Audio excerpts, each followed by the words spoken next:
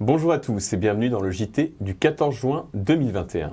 Au sommaire, les élections départementales et régionales qui auront lieu durant les 2 week-ends à venir, le bus de la vaccination du département des Bouches-du-Rhône, la cérémonie patriotique en mémoire des morts pour la France en Indochine et la météo.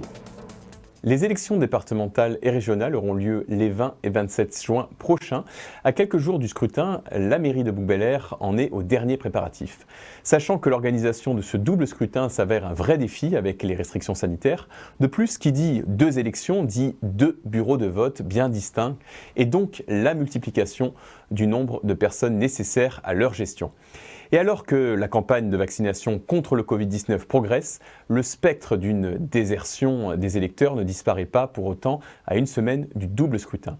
Officiellement lancée depuis le 31 mai, la campagne est contrariée par les restrictions sanitaires. Ainsi, le grand vainqueur risque d'être, comme on pouvait l'attendre, l'abstention.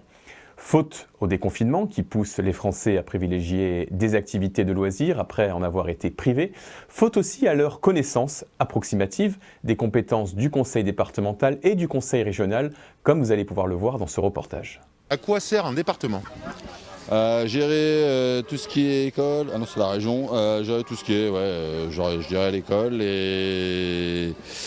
et je sais pas beaucoup plus de choses que ça sur la gestion d'un département pour être honnête avec vous. Bon. Les routes, les routes départementales, toutes les routes, etc. Je pense que c'est eux également.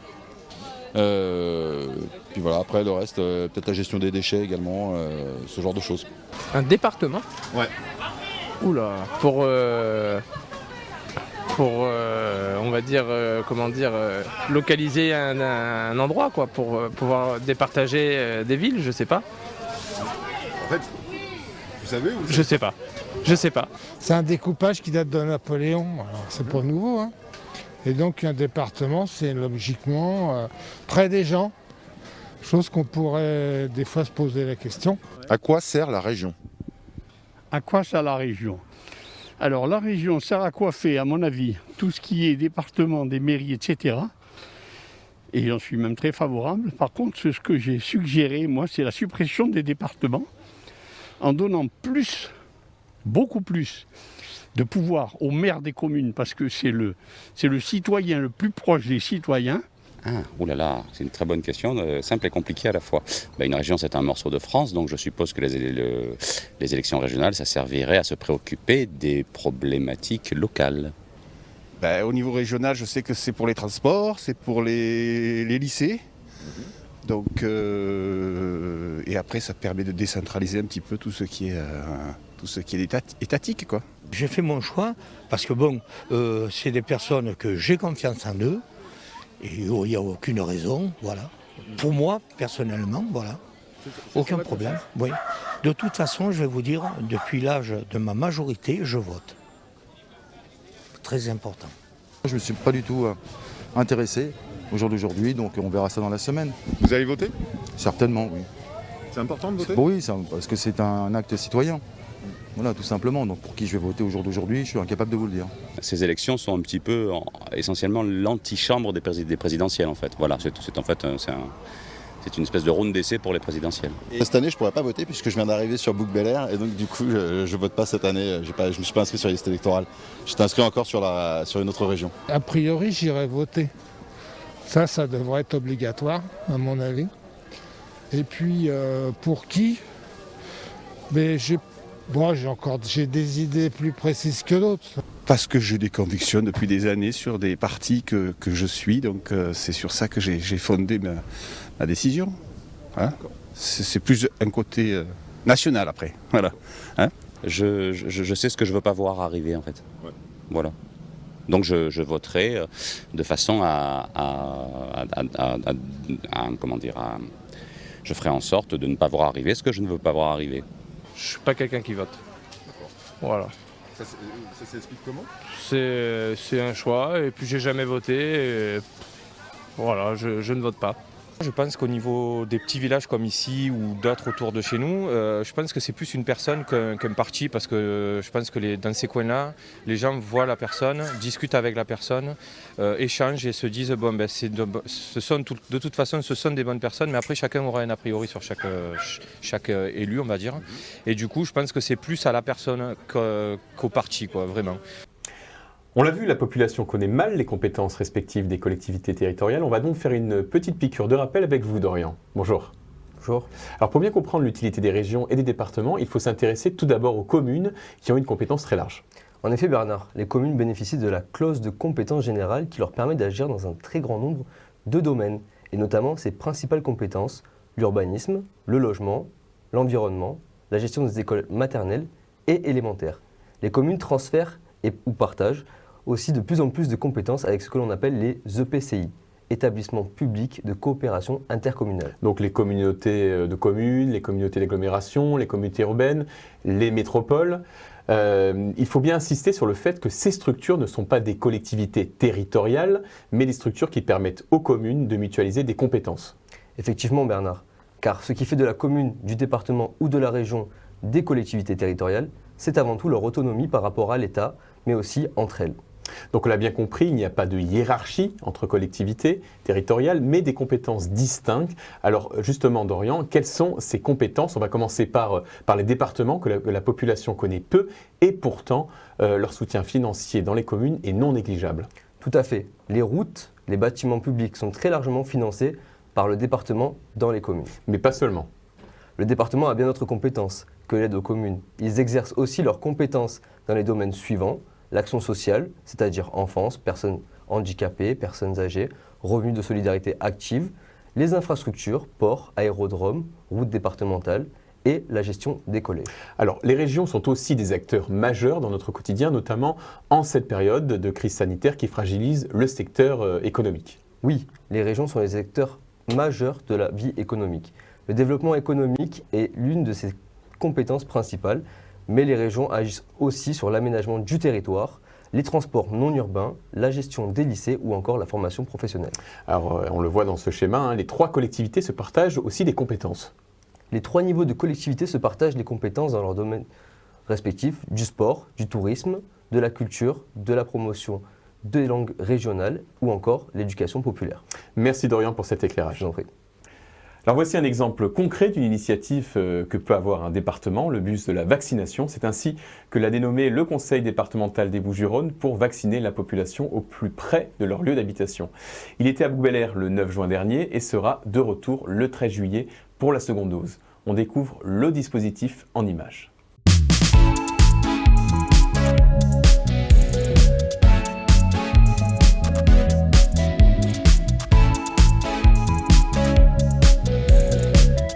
Donc on avait juste fait une première campagne de vaccination pour les plus de 75 ans avec l'hôpital de la Timone. Et aujourd'hui, c'est le bus de la vaccination qui est un concept proposé par le conseil départemental des Bouches-du-Rhône et qui s'adresse aux plus jeunes, à partir de 18 ans. Donc tous ceux qui le souhaitent à partir de 18 ans.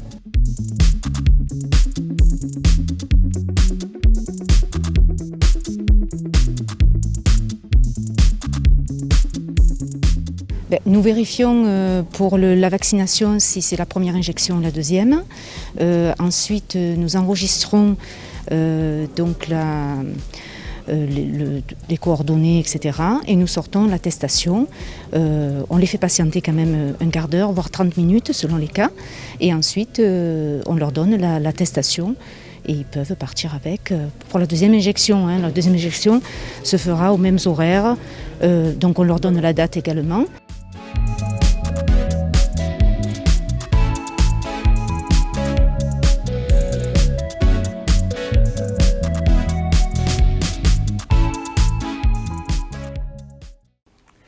CRIT, l'un des leaders du travail temporaire et du recrutement en France, organise un job tour pour aller à la rencontre des candidats dans plusieurs villes de la région Provence-Alpes-Côte d'Azur. Il est sur la place de l'Hôtel de Ville le 15 juin entre 10h et 16h.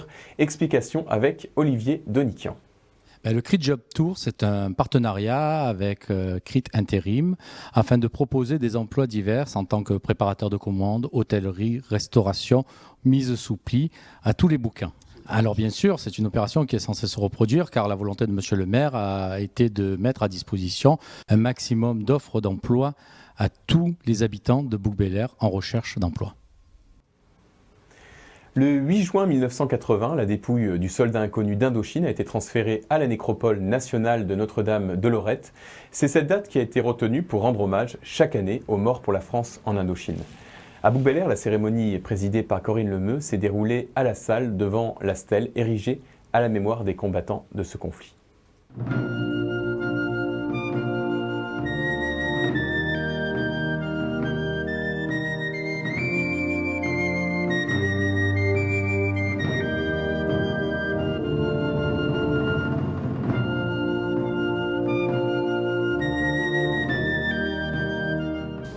Comme j'ai tendance à dire, ce sont des hommes qui sont morts sur une terre qui n'était pas la leur et pour un combat qu'ils ont subi à un moment donné.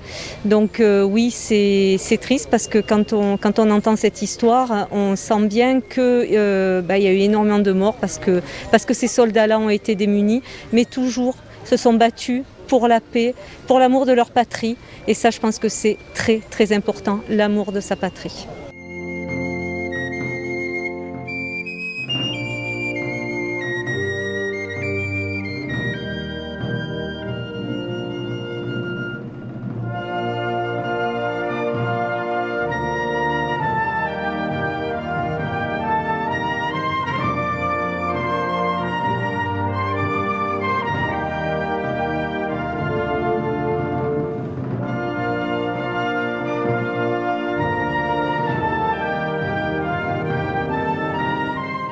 Merci de nous avoir suivis. On se donne rendez-vous dimanche dans les bureaux de vote de Bouc-Bel-Air pour faire notre devoir de citoyen, nous qui avons la chance de pouvoir voter alors que tant de peuples dans le monde en sont privés.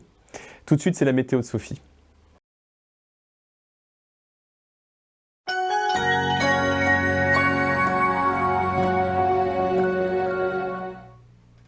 Bonjour à tous. Je pense que nous pouvons dire que l'été s'est installé.